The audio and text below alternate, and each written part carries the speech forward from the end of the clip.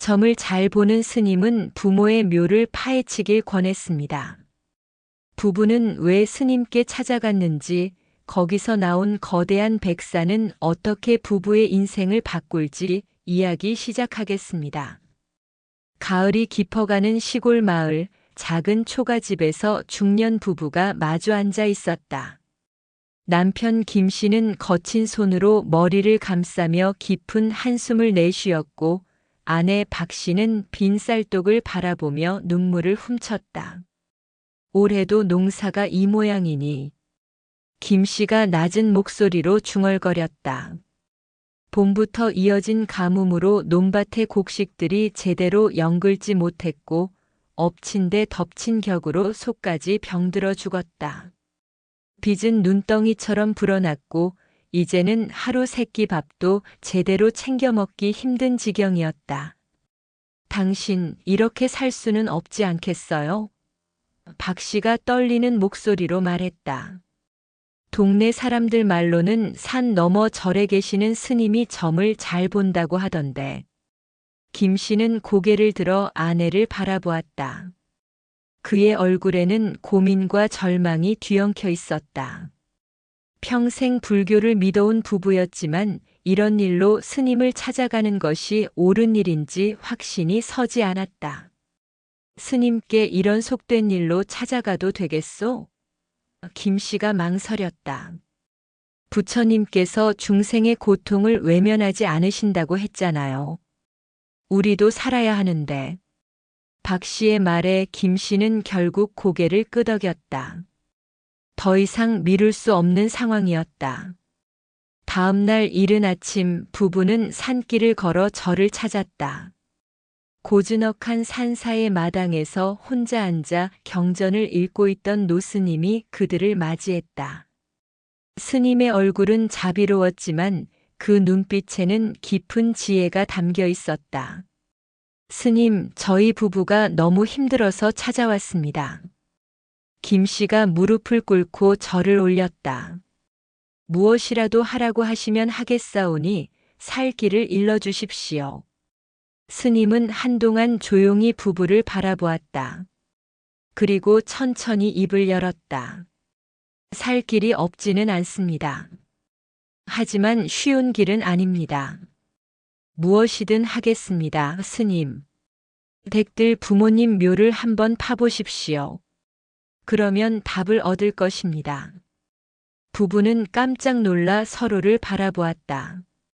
조상의 묘를 파라니. 스님, 그런 불효한 일을 어떻게?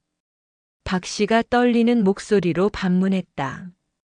때로는 더 큰 의미를 위해 작은 예를 버려야 할 때가 있습니다. 부처님의 뜻이 그곳에 있을 것입니다.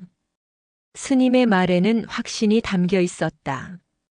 부부는 여전히 망설였지만 다른 선택지가 없었다. 집으로 돌아온 부부는 며칠 동안 스님의 말을 두고 고민했다. 밤마다 뒤척이며 잠을 이루지 못했고 밥맛도 없었다. 조상의 묘를 파헤친다는 것은 그들의 가치관에 정면으로 배치되는 일이었다. 정말 이러는 게 맞을까요? 박 씨가 불안한 표정으로 물었다. 나도 모르겠소. 하지만 스님께서 함부로 하시는 말씀은 아닐 거요. 부처님의 뜻이 있을 것입니다. 결국 부부는 묘를 파기로 결심했다. 하지만 문제가 있었다. 혼자서는 도저히 할 수 없는 일이었고 일꾼을 부를 돈도 없었다. 김 씨는 동네에서 품삯을 받고 일하는 인부들을 찾아갔다. 묘를 파려고 하는데 품삯은 나중에 드리겠습니다. 인부들은 처음에 의아해했지만 김 씨의 간절한 부탁에 결국 동의했다. 가을 하늘이 맑게 갠 어느 날 오후 5명의 인부들이 삽과 곡괭이를 들고 김 씨네 조상묘로 향했다. 부부는 마음이 무거웠지만 이미 돌이킬 수 없는 일이었다. 여기가 맞습니까? 인부 중 한 명이 물었다. 네, 맞습니다. 김 씨가 작은 목소리로 대답했다. 인부들이 삽을 들고 흙을 파기 시작했다. 박 씨는 차마 보지 못하고 뒤돌아서 있었고 김 씨는 죄스러운 마음에 합장을 하며 조상님께 용서를 빌었다. 1시간 정도 파자 삽이 딱딱한 것에 부딪혔다. 관이었다. 인부들이 관 위의 흙을 조심스럽게 걷어내려는 순간이었다. 갑자기 관 틈 사이로 하얀 것이 꿈틀거렸다. 처음에는 흰 천인 줄 알았지만 곧 그것이 살아있는 생명체라는 것을 깨달았다. 뱀이다. 인부 중 한 명이 소리쳤다. 관 사이로 거대한 백사가 천천히 몸을 드러냈다. 그 크기는 어른 남자 팔뚝만 했고 길이는 서너 자는 좋게 되어 보였다.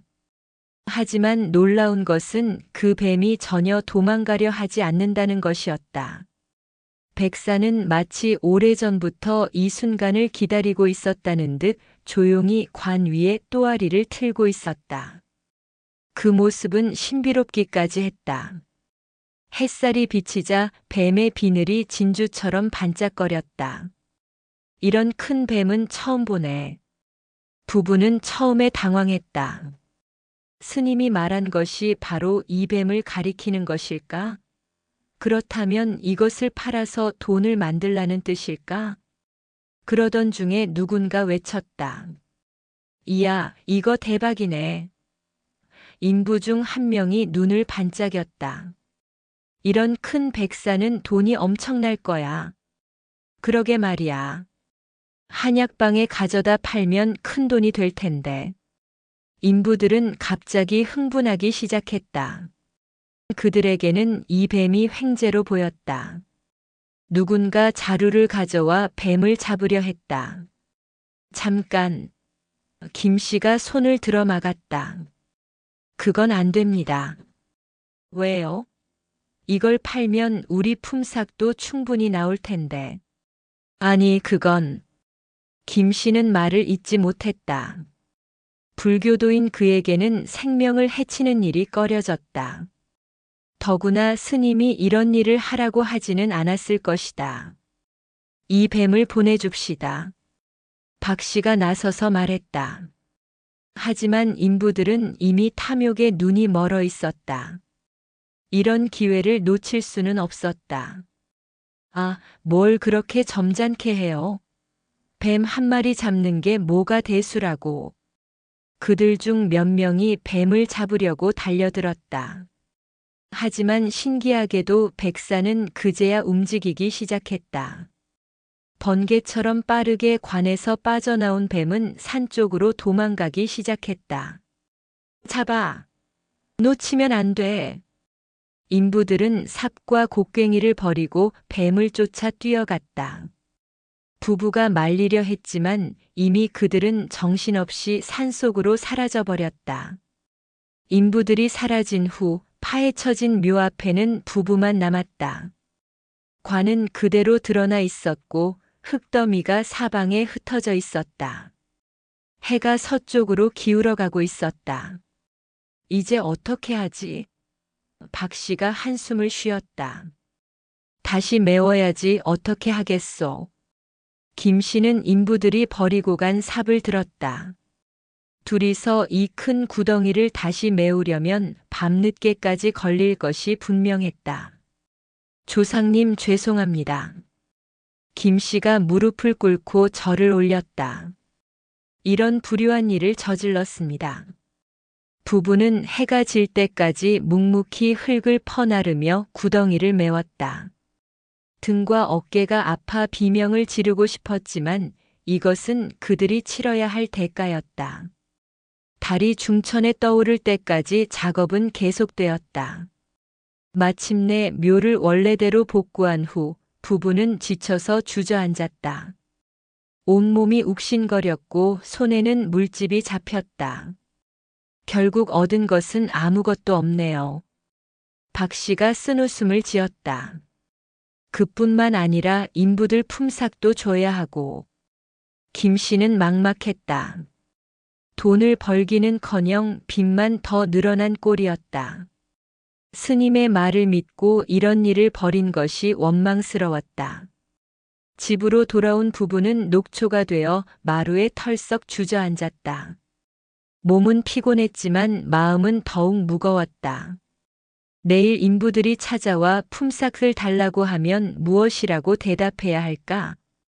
그날 밤 깊은 잠에 빠진 김 씨는 이상한 꿈을 꾸었다.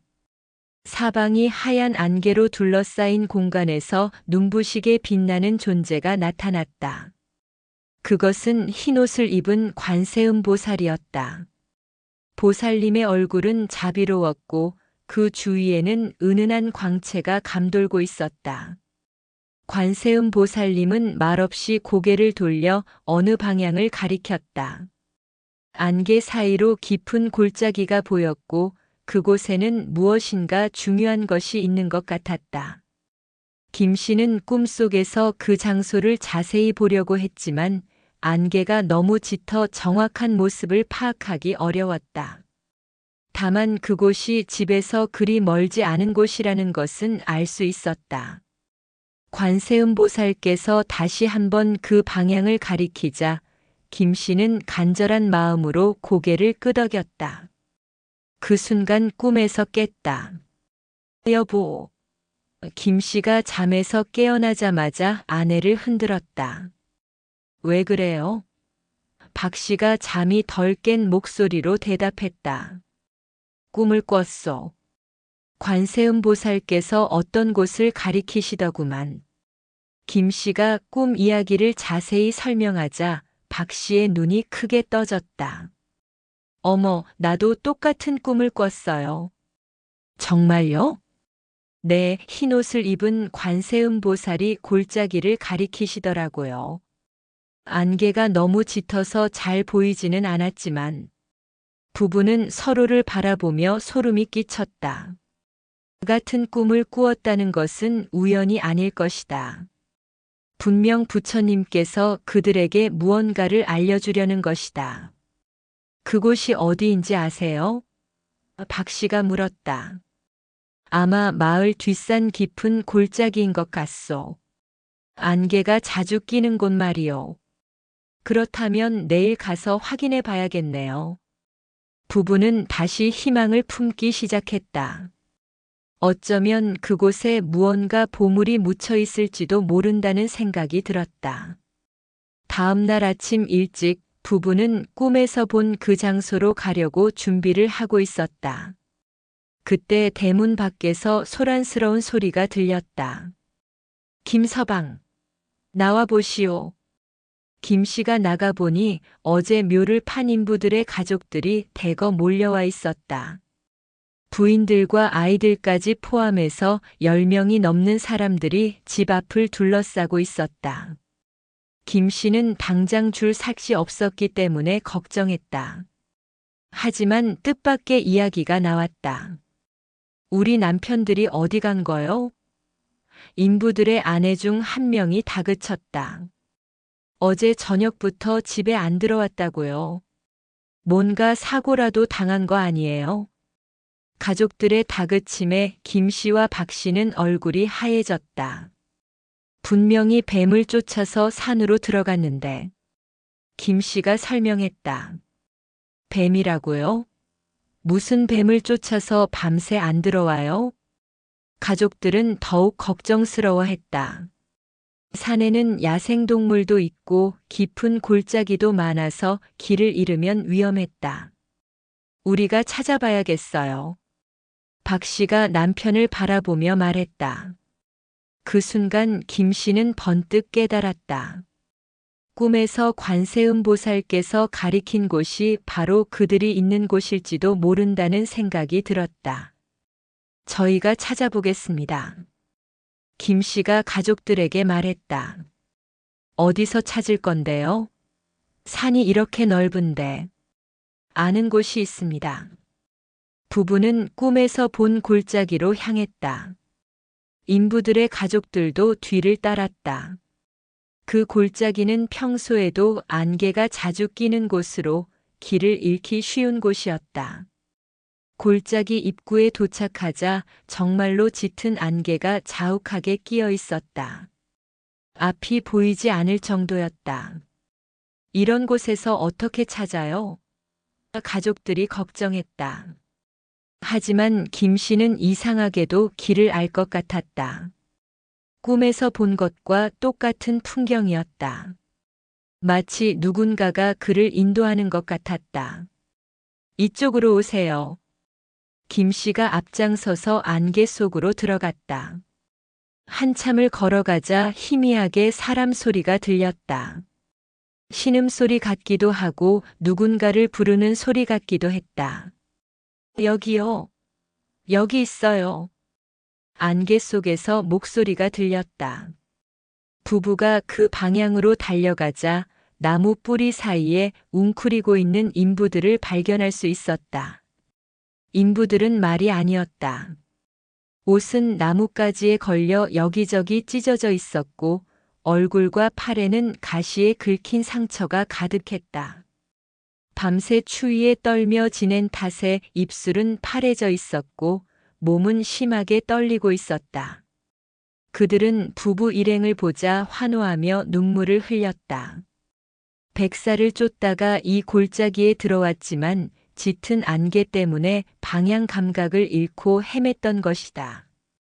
여길 어떻게 찾으셨어요? 인부 중 한 명이 떨리는 목소리로 물었다. 꿈에서 관세음 보살께서 가르쳐 주셨습니다. 김 씨가 진실을 말했다. 인부들은 처음에는 믿지 않는 듯 했지만 이 상황에서는 그것이 사실이든 아니든 상관없었다. 중요한 것은 살아서 집으로 돌아가는 것이었다. 가족들이 와서 인부들을 부축했다. 몇 명은 다리에 힘이 없어서 혼자 걸을 수도 없었다. 김 씨와 박 씨도 함께 도와서 천천히 골짜기에서 빠져나왔다. 마을로 돌아온 후 인부들의 가족들은 부부에게 깊은 감사를 표했다. 그들은 목숨을 구해준 은혜에 보답하기 위해 제법 많은 돈을 살해했다. 이렇게 많은 돈을 주시면 안 됩니다. 김 씨가 사양했다. 아니에요. 목숨을 구해주셨는데 이 정도야 당연하죠. 그냥 찾아준 것뿐인데요. 찾아준 것이 아니라 살려주신 거예요. 가족들은 끝까지 고집을 피우며 돈을 받으라고 했다. 결국 부부는 그 돈을 받을 수밖에 없었다. 인부들도 회복된 후에 찾아와서 감사 인사를 했다. 그날 저녁 부부는 뜻밖의 얻은 돈을 바라보며 감회에 젖었다. 스님의 말씀이 이런 뜻이었던 것이다. 스님께 인사드리러 가야겠어요. 박 씨가 제안했다. 그래야지. 이 모든 것이 부처님의 뜻이었구만. 다음 날 부부는 절을 찾아갔다. 스님은 그들을 보자 미소를 지었다. 어떻게 되었습니까? 김 씨가 모든 일을 자세히 설명했다. 묘를 파서 백사를 발견한 것, 인부들이 뱀을 쫓아 사라진 것, 꿈에서 관세음 보살을 본 것, 그리고 인부들을 구해준 것까지. 스님, 처음에는 원망스러웠습니다. 조상님 묘를 파헤치게 하시고 얻은 것도 없고. 하지만 이제는 알겠습니다. 부처님께서 우리에게 가르쳐 주신 것이 무엇인지. 스님은 고개를 끄덕였다. 댁들이 뱀을 보내준 것처럼 생명을 살리는 일은 결국 자신에게도 복이 되어 돌아옵니다. 부부는 깊이 감동했다. 만약 인부들과 함께 뱀을 잡으려 했다면 어떻게 되었을까요? 김 씨가 궁금해했다. 스님은 의미심장한 표정으로 답했다. 그랬다면 댁들도 그 골짜기에서 길을 잃었을 것입니다. 탐욕의 눈이 먼 자들의 운명을 함께 나누게 되었겠지요. 그 후 부부는 받은 돈으로 살림을 꾸려나갔다. 농사도 다시 시작했고 이웃들을 도우며 살았다. 그들의 이야기는 마을 사람들 사이에 널리 퍼졌다. 어떤 사람들은 그저 우연의 일치라고 했지만 대부분의 사람들은 그것이 부처님의 가피라고 믿었다. 특히 부부가 생명을 소중히 여기고 탐욕을 버린 것이 복을 가져다 주었다고 여겼다. 백사는 그 후로 다시는 사람들 앞에 나타나지 않았다. 이 이야기는 충청도의 설화를 각색한 것입니다. 주말 이틀간 열심히 만들었으니 이야기가 어떠셨는지 감상평 부탁드립니다. 재미있으셨다면 좋아요도 부탁드립니다. 행복하세요.